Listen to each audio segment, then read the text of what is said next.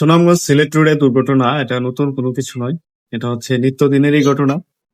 ঢাকা সিলেট হাইওয়েতে যেরকম বিড়ম্বনা, ঠিক তেমনি সুনামগঞ্জ সিলেট রোডে নিত্যদিন প্রতিনিয়তই একের পর এক দুর্ঘটনা ঘটে চলেইছে।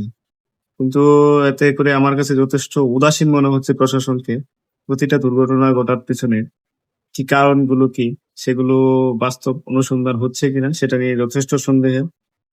এবং অনুসন্ধান শেষে এই দুর্ঘটনাগুলো কিভাবে এড়ানো যায় সে বিষয়ে কি পদক্ষেপ নেওয়া হয়েছে সেটা নিয়েও আমার যথেষ্ট সন্দিহান। তবে একটি কথা আছে, যার যেখানে মৃত্যু যেখানে লেখা আছে সেখানে অবশ্যই সেটা হবে, এটা কেউ আটকাতে পারবে না। তাই বলে তো এভাবে এরকম একটু অব্যবস্থাপনার মাধ্যমে দেশটা চলতে পারে না। প্রতিনিয়ত কয়েকদিন পর পরই আমরা সড়কে দুর্ঘটনা ঘটতেছে, প্রাণহানি ঘটতেছে, বিশেষ করে সুনামগঞ্জ সিলেট রোডে।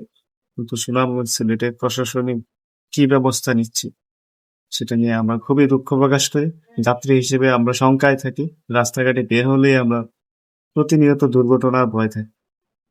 আমাদের এই রুটের সংস্কার হোক, যদি প্রয়োজন হয় রাস্তা 4 লেন করা দরকার সেটা করা হোক, ড্রাইভারদেরকে সচেতন করা হোক, প্রয়োজনীয় ব্যবস্থা প্রশাসন থেকে নেওয়া হোক।